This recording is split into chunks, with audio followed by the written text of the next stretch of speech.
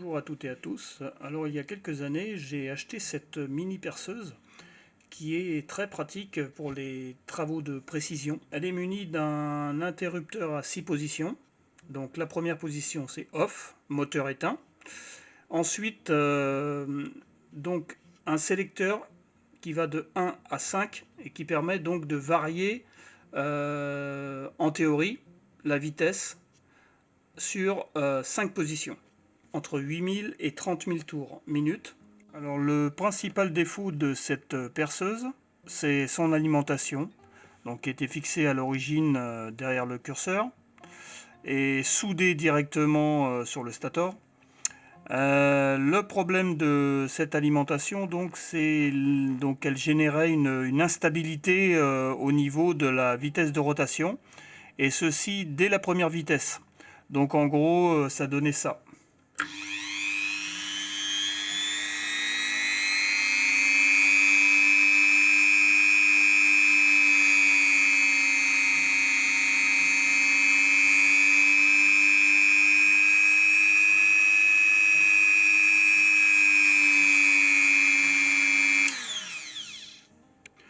Donc pour corriger ce défaut, j'ai décidé de changer cette alimentation par une autre que j'ai récupérée sur un fer à souder, une alimentation de fer à souder, une alimentation à triac, donc le triac d'origine que j'ai changé d'ailleurs parce qu'il était grillé.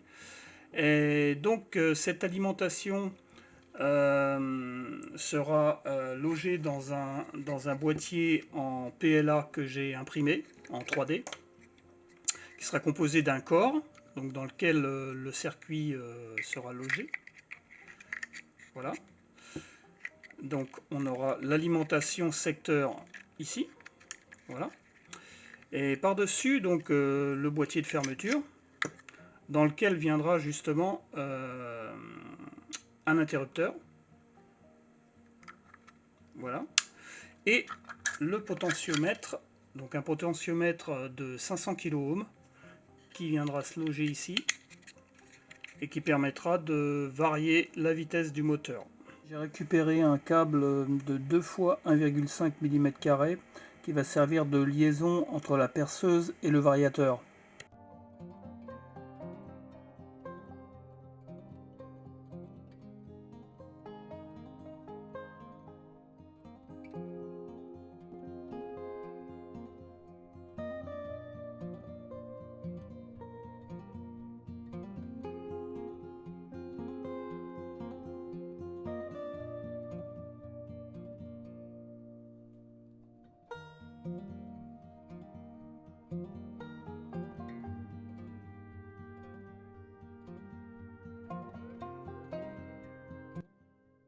Il ne faut pas que j'oublie de mettre les gaines thermo-rétractables avant de souder, parce que ça m'arrive souvent.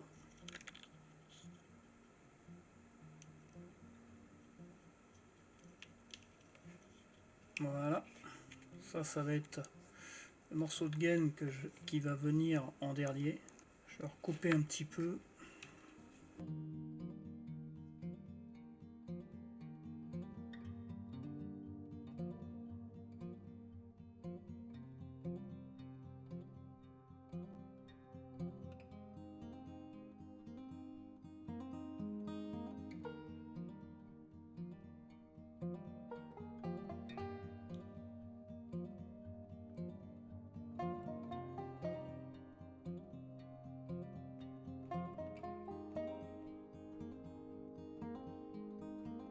Donc je vais dénuder la partie du circuit maintenant.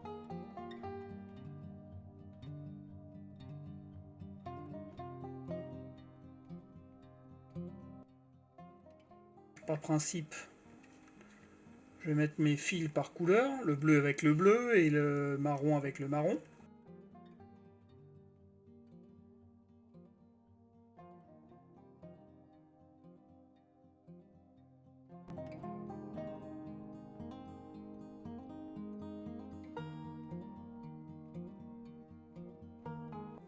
Voilà, j'ai terminé la soudure des fils.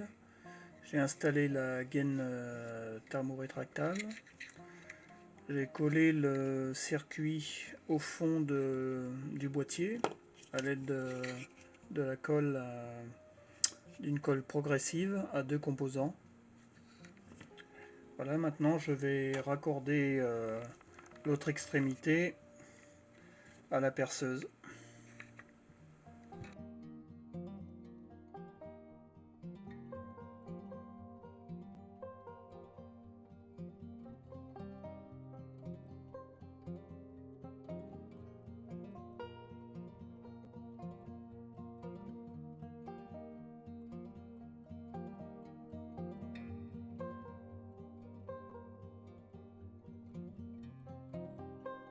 Donc finalement j'ai dessoudé les fils d'origine parce qu'ils étaient vraiment en très mauvais état.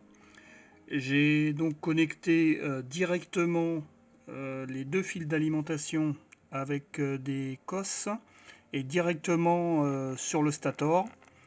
Donc j'ai mis des points de colle ici pour solidifier l'ensemble.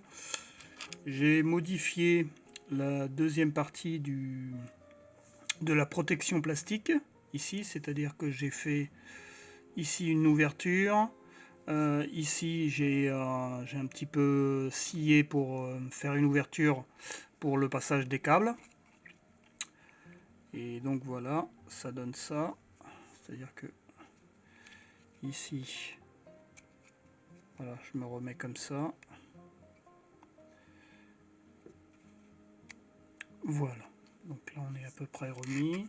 J'en profite pour expliquer où se trouvait le circuit de régulation d'origine. Donc il était ici. Et donc il était directement soudé sur les pattes du stator. Et donc la régulation de la vitesse se faisait ici à l'aide du petit curseur qui est là. Voilà. Donc à l'aide de ce petit levier. Donc, bon, j'ai quand même remis le petit curseur uniquement pour l'esthétique.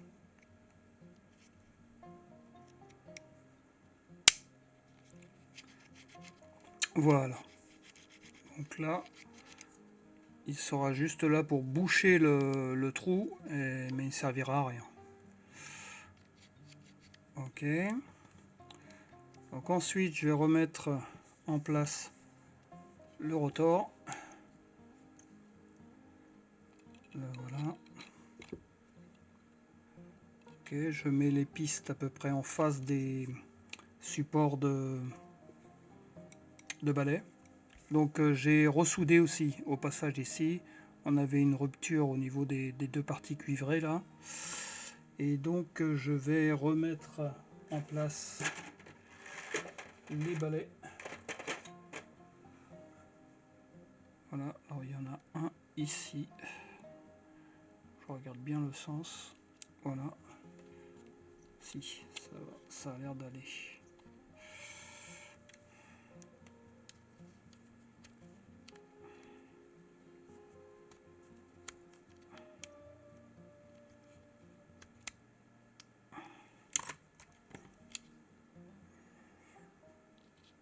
Voilà.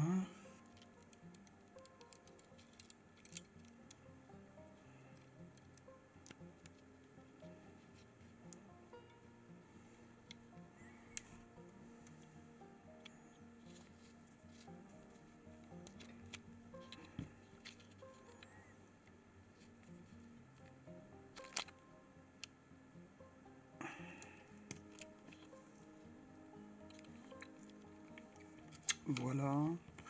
Il y a un levier à mettre en place. C'est celui qui permet de bloquer le mandrin pour installer les outils.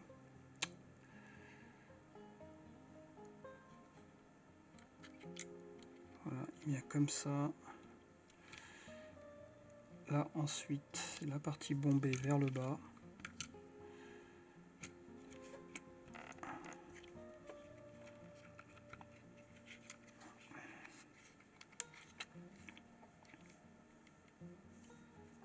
Bon.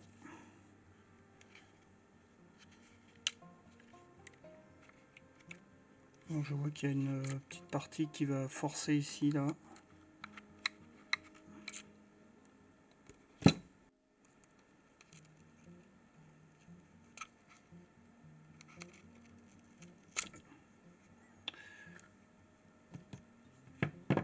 Voilà. J'ai fait une petite modif parce que ma cosse ne passait pas, en fin de compte. Il y avait quelque chose qui gênait et j'ai cassé ce quelque chose. Voilà, c'est pas mal. Bon, on est bon.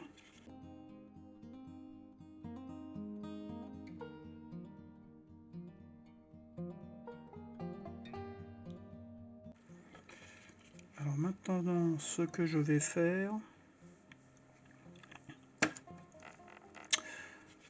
je vais épaissir un petit peu la partie qui va être vissée ici, la partie donc de la gaine qui va être vissée. Je vais l'épaissir avec du scotch.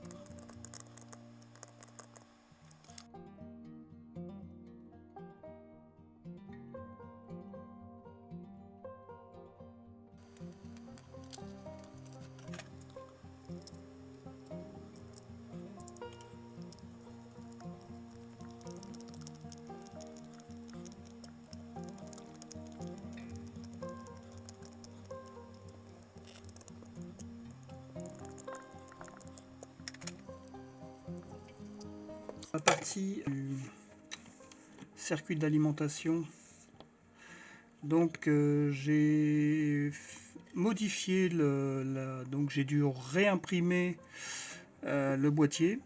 Je l'ai fait un petit peu plus long, c'est-à-dire qu'au lieu de 50, donc il fait 70 mm de long. Donc ça c'est la partie supérieure, donc toujours pareil, un emplacement pour l'interrupteur, un emplacement pour le potentiomètre. Donc la partie qui va recevoir le circuit, ici on a 4 petites pattes qui vont recevoir le circuit. Donc je vais mettre de la colle ici, toujours pareil, pour maintenir le circuit au fond de la boîte. Donc ici, donc j'ai modifié aussi pour l'emplacement pour le passage des câbles. C'est-à-dire que, en fin de compte, le câble d'alimentation secteur va passer par le gros trou et le câble d'alimentation qui va vers la perceuse passera par ici. Donc les deux passeront par le même côté en fait, alors que sur le boîtier d'origine, j'avais fait une entrée sur le côté.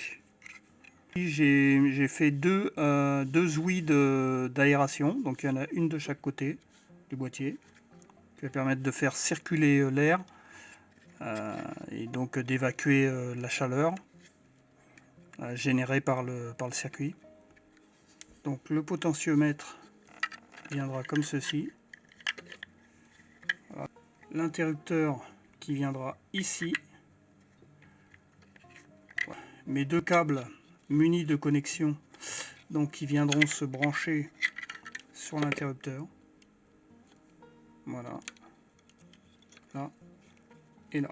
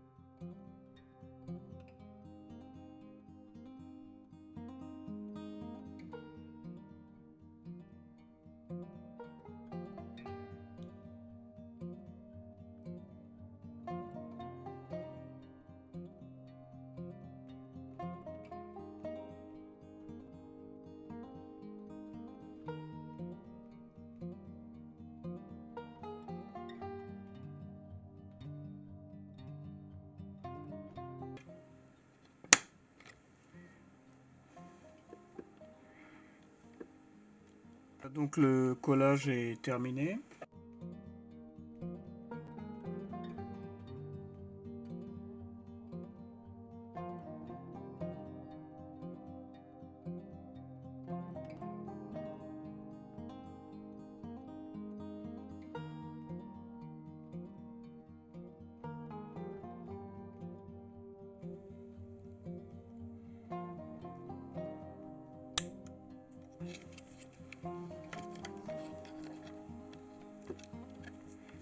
Il me reste à régler la vitesse de démarrage de la perceuse comme si elle était en première vitesse, sachant que le potentiomètre est au minimum.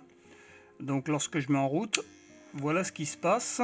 La perceuse tourne très lentement. Donc je vais régler le régime moteur grâce à un deuxième potentiomètre qui fait 500 kΩ également et qui est branché en série avec celui-là. Donc je vais régler en tournant dans le sens des aiguilles d'une montre.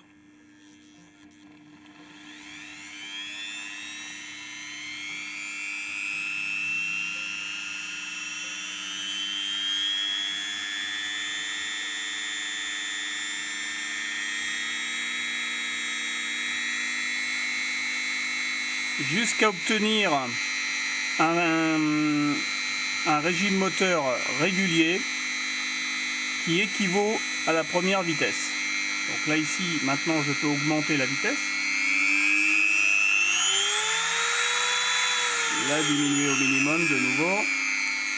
Et lorsque j'éteins et je rallume, voilà, j'ai l'équivalent de la première vitesse. J'ai également imprimé un support pour le boîtier qui est collé directement sur l'étagère en bois. Donc voilà, ça donne ça. Et voilà, c'est terminé.